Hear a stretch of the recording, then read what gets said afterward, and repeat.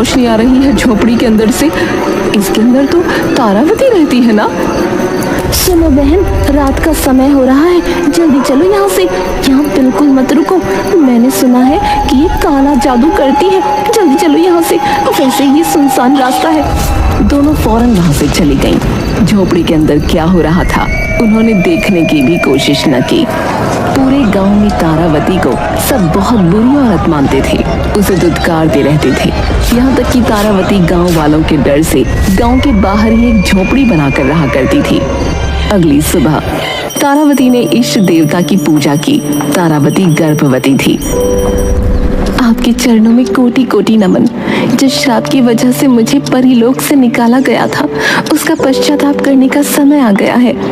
मैंने अपनी सारी शक्तियां अपने पेट में धारण कर ली हैं। जैसे ही इस बच्ची का जन्म हो जाएगा, वो सर्वशक्तिशाली होगी। मेरी बच्ची जैसे ही 18 साल की होगी, मेरी सारी शक्तियां मेरी बच्ची को विरासत में मिल जाएंगी। पास से ही कुछ औरतें गुजर रही थीं। हे भगवान, ये क्या जादू है? इस चुड़ैल को तो देखो उमा, इसका पेट देख कितना बाहर आ रहा है। लगता है गर्भवती है, 9वां महीना चल रहा है। अरे ये क्या बकवास कर रही है तू? जरा मुझे भी तो ढंग से देखने दे। हे राम, तू सही बोल रही है। अरे इसको कल ही तो मैंने बाजार में देखा था। गर्भवती तो नहीं लग रही थी कहीं से भी, पतली दुबली लग रही थी, लेकिन आज तो ऐसा लग रहा है कि मोटा डाबर खाकर बैठी है। वो दोनों औरतें डर के मारे फौरन राजा के दरबार में पहुंची। राजा को ये सारी बातें बताईं। राजा ने सैनिकों को तारावती को लेकर आने के लिए कहा।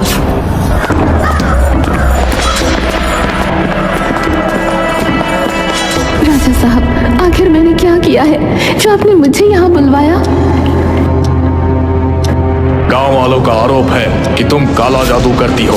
उनके हिसाब से कल तक तुम गर्भवती नहीं थी, लेकिन रातों रात तुम गर्भवती हो गई और तुम्हारे साथ कोई पुरुष भी नहीं है। बताओ तारावती, क्या माजरा है? अकेली स्त्री होकर तुम अपना गुजारा कैसे चलाती हो, और ये बच्चा वो भी रातों रात? जैसा आप समझ रहे हैं वैसा कुछ भी नहीं है। मैं कोई काला जादू नहीं करती, लेकिन मैं अगर आपको सच बताऊंगी तो आप मेरी बात का यकीन नहीं करेंगे। इतने में ही जोरदार आंधी आने लगी। महल के दरवाजे और खिड़कियां खुली थीं, इसीलिए हवा महल के अंदर भी घुस गई, जिसके कारण गांव वालों में तेज हंगामा हो गया। इस औरत को तो मरवा देना चाहिए। इसके यहाँ आए हुए अभी 10 मिनट भी नहीं हुए और देखो पूरा महल मलूस हो गया। ये तो सिर्फ इत्तेफाक। गांव वालों का दबाव ज्यादा था, इसीलिए राजा तारावती को कारावास में डलवा देता है। लेकिन गर्भवती औरत को फांसी के फंदे पर नहीं चढ़ाया जा सकता था, इसीलिए राजा का आदेश था कि जब तक तारावती मां नहीं बन जाती तब तक उसे कोई भी परेशानी नहीं आनी चाहिए। जैसे तैसे 1 महीना बीता। अब तारावती के बच्चे का इस दुनिया में आने का समय हो गया था। वो जैसे तैसे करके उस काल कोठरी से बाहर निकली और दुनिया की नजरों से छुपते छुपाते अपनी झोपड़ी में जा पहुंची और एक प्यारी सी नन्ही बेटी को जन्म दिया। मैं जानती हूँ कि अब तक पूरे महल में मेरे भागने की खबर फैल गई होगी और सैनिक आते ही होंगे मुझे लेने के लिए, लेकिन मैं अपनी बच्ची को उनके हवाले नहीं कर सकती। तारावती एक दूसरी झोपड़ी के आगे अपनी बेटी को रखकर वहां से भाग गई। दरवाजे के बाहर से बच्चे के रोने की आवाज सुनकर एक औरत ने दरवाजा खोला। हे राम, ये प्यारी सी बच्ची, ये कौन छोड़कर चला गया? कितनी प्यारी है और रो रही है। औरत फौरन उस बच्ची को अपनी गोद में उठाकर घर के अंदर ले गई। उस तरफ जा सकती है वो तारावती, जल्दी पकड़ो। तारावती सैनिकों के हाथ लगने से पहले ही गांव वालों के हाथ लग गई। ये तो भाग निकली, जल्दी पकड़ो इस औरत को, जल्दी से इसे पेड़ से बांधो। गांव वालों ने तारावती को पेड़ से बांधकर उसे जला दिया। तारावती ने तड़प तड़प कर अपना दम तोड़ दिया। अगली सुबह जब लीलावती पेड़ से कंकाल को बंधा हुआ देखती है तब वो गांव वालों से पूछने लगी, अरे लीलावती, तुम कहाँ सो रही थी? रात को बड़ा हंगामा हुआ पूरे गांव में। वो थी ना तारावती, अरे वही डायन, उसको जला दिया इस पेड़ से बांधकर। रात को जेल से भाग निकली थी। लेकिन वो तो माँ बनने वाली थी ना, तो क्या उसका बच्चा भी? अरे नहीं नहीं, लगता है वो बच्चे को जन्म दे चुकी थी, लेकिन उसका बच्चा कहाँ है ये कोई नहीं जानता। अब लीला को कुछ कुछ समझ आ रहा था। वो घर गई, उसने उस प्यारी सी मासूम बच्ची का चेहरा देखा। उस बच्ची के चेहरे में उसे तारावती की झलक नजर आई। मैं तुम्हें गांव वालों के हवाले नहीं करूंगी, तुम्हें भगवान ने मेरी झोली में डाला है। वैसे भी मेरा पति इस दुनिया से जा चुका है, मेरा इस दुनिया में कोई नहीं था। अब तुम मेरा सहारा बनकर आई हो। तारावती के साथ जो हुआ इसमें तुम्हारी कोई गलती नहीं। आज से तुम्हारा नाम नयन तारा है। तुम्हारे नाम में तुम्हारी माँ हमेशा शामिल रहेगी। नयन तारा दूसरी बच्चियों से अलग थी, इसीलिए वो तेजी से बड़ी हो रही थी। नयन तारा का ये बदलाव लीला देख रही थी और सब समझ रही थी कि नयन तारा बाकी बच्चों से अलग है। नयन तारा पर गांव वालों की बुरी नजर न पड़े, इसीलिए वो गांव के बाहर एक कुटिया में रहती थी।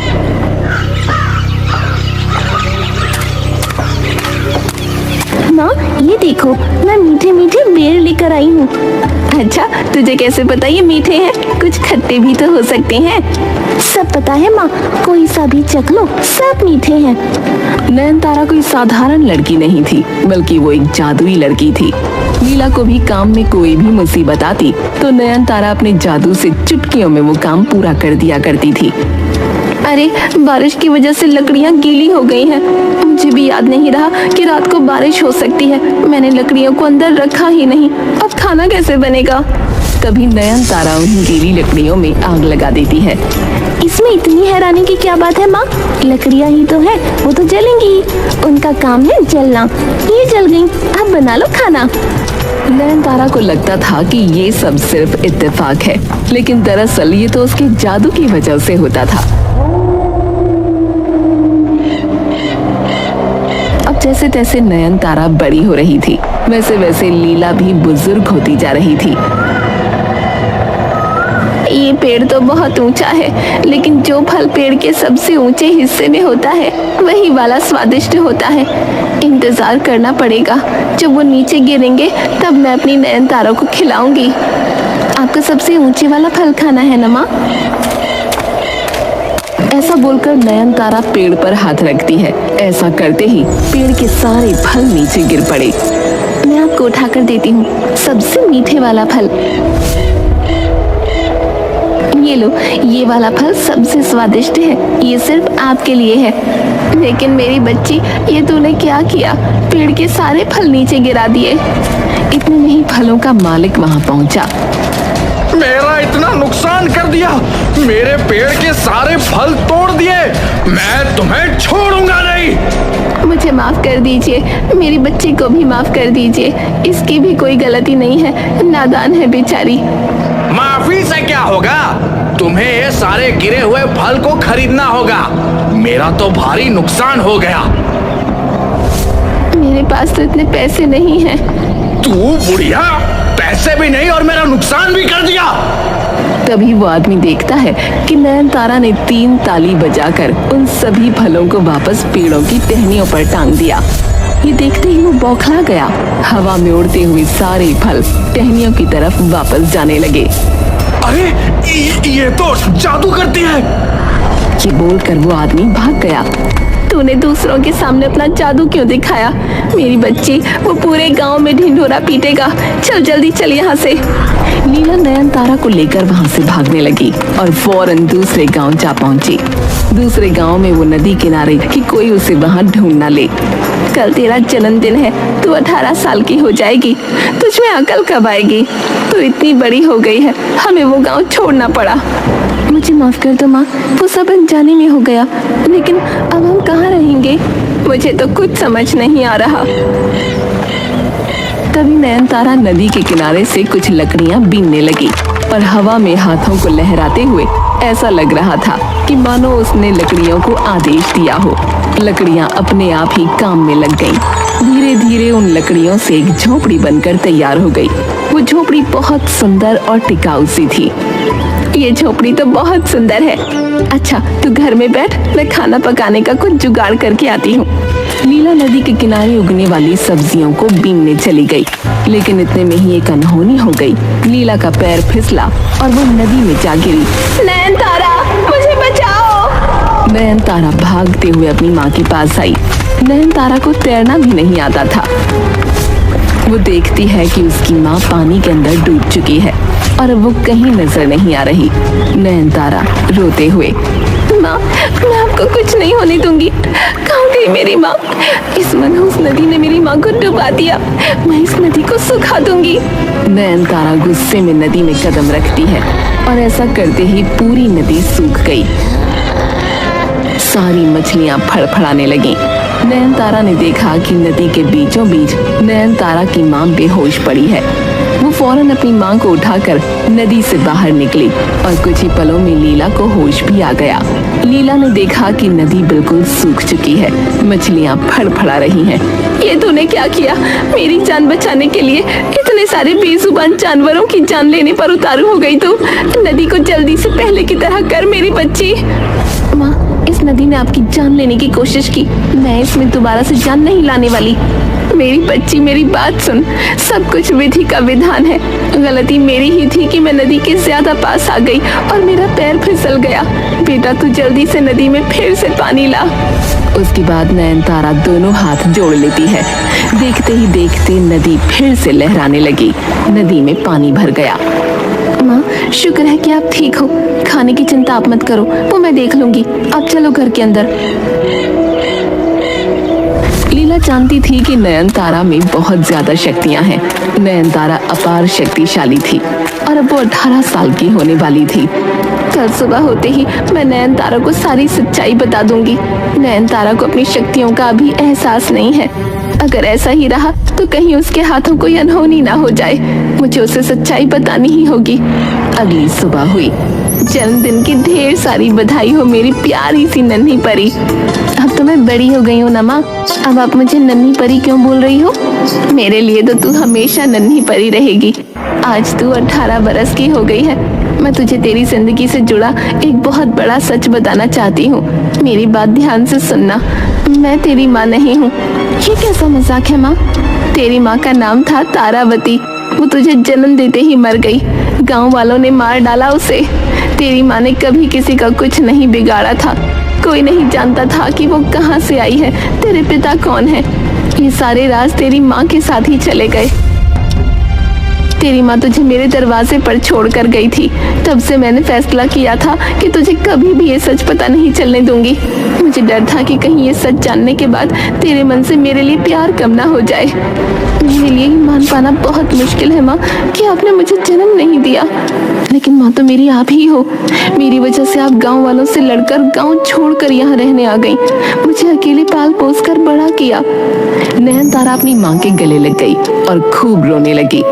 अब मेरी बात ध्यान से सुन। तेरी माँ कोई आम इंसान नहीं थी। जैसा कि मैंने कहा कि कोई नहीं जानता वो कौन थी। और अपनी माँ की तरह ठीक तू भी कोई आम लड़की नहीं है। तू एक जादुई लड़की है। तेरी शक्ति दिन ब दिन बढ़ती जा रही है। ये जरूरी है कि तुझे तेरी शक्तियों के बारे में पता हो, तुझे तेरी ताकत का अंदाजा हो।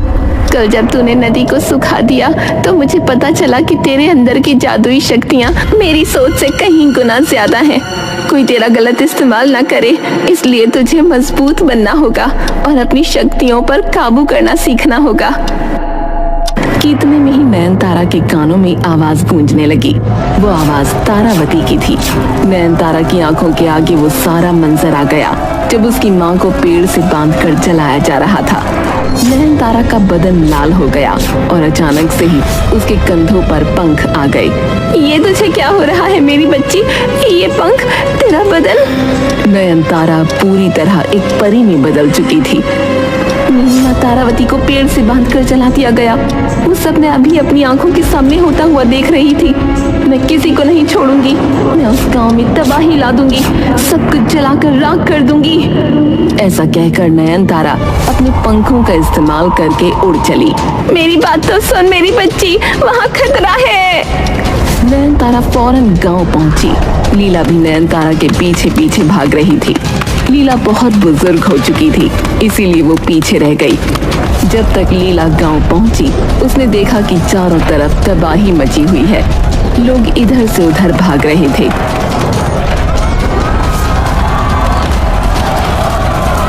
पूरे गांव में आग लगी हुई थी।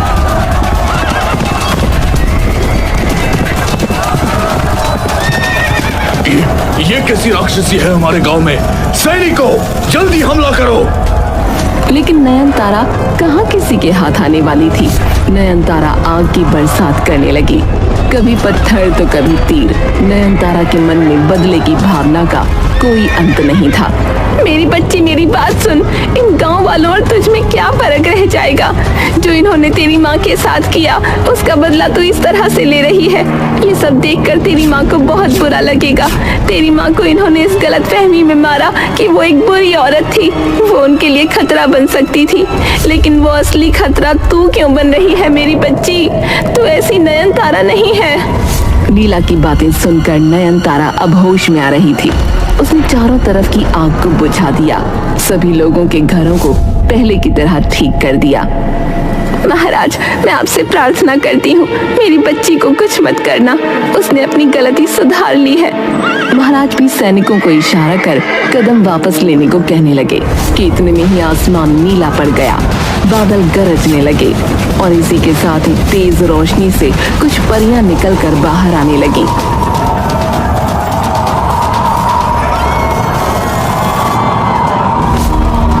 सारा गांव ये नजारा देखकर हैरान था। नयनतारा, आप परीलोक की राजकुमारी हो। परीलोक की राजकुमारी? आप क्या कह रही हैं? मुझे कुछ समझ नहीं आ रहा। जी हाँ, आपकी माँ तारावती परीलोक की रानी परी थी, लेकिन उन्हें दुश्मन देश के राजा से प्रेम था। उनकी प्रेम कहानी तो सफल ना हो सकी, लेकिन इसके साथ साथ तारावती रानी परी को श्राप दिया गया और इस श्राप की वजह से वो धरती पर रहने लगी थीं। उन्होंने एक दिन फैसला किया कि अब पश्चाताप करने के लिए उन्हें अपनी शक्तियां त्यागनी होंगी, लेकिन शक्तियां इतनी अपार थीं कि उन्हें सुरक्षित रखने के लिए किसी बहुत मजबूत इंसान की जरूरत थी। इसीलिए उन्होंने आपको अपने पेट में जगह दी। आप अपनी माँ की शक्तियों के साथ ही पैदा हुई हो। आज आप 18 वर्ष की हो गई हैं। इसीलिए आपको अपनी माँ की पूरी शक्तियां मिल चुकी हैं।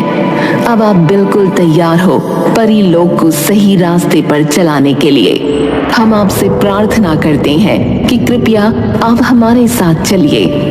अच्छा, तो आप लोग हो मेरी असली माँ के असली गुनहगार? और सुन लो मेरी बात, मैं अपनी माँ लीलावती को छोड़कर कहीं नहीं जाऊंगी। नयनतारा राजकुमारी, तारावती परी को परीलोक से बेदखल करने का अंजाम पूरा परीलोक आज तक भुगत रहा है। परीलोक में आज तक उजाला नहीं हुआ, लेकिन आपके वहां जाने से परीलोक का ये श्राप टूट जाएगा। कृपया हमारे साथ चलिए। मेरी प्यारी बच्ची, मैं जानती हूँ तू मुझे बहुत प्यार करती है, लेकिन तेरी जगह ये नहीं है मेरी बच्ची। यहाँ इंसान है और जहाँ इंसान है वहाँ बहुत पाप है। वैसे भी तू परीलोक की राजकुमारी है, तेरी असली जगह वहीं पर है मेरी बेटी। तू मेरी चिंता मत कर। क्या मैं अपनी माँ लीलावती को लेकर परीलोक आ सकती हूँ? आज से आप ही रानी हैं। आप जो चाहेंगी परीलोक में वही होगा। नयनतारा बहुत खुश हुई और आसमानों की तरफ उड़ान भरती है और तभी एक टिमटिमाते तारे की रोशनी की तरह वो कहीं गायब हो जाती है। गांव वालों ने बहुत बड़ा पाप किया है। तारावती को जान से मारकर, वो तो बेचारी निर्दोष थी। सभी को कर्मों का फल मिल चुका है। और उस दिन के बाद से नयनतारा अपनी माँ लीला के साथ परीलोक में हमेशा हमेशा के लिए खुशी खुशी रहने लगी। जादुई लड़की की कहानी अब पूरे गांव में प्रचलित हो चुकी थी। यहाँ तक कि आसपास के 7 गांवों में भी जादुई लड़की की कहानी कई सालों तक जिंदा रही।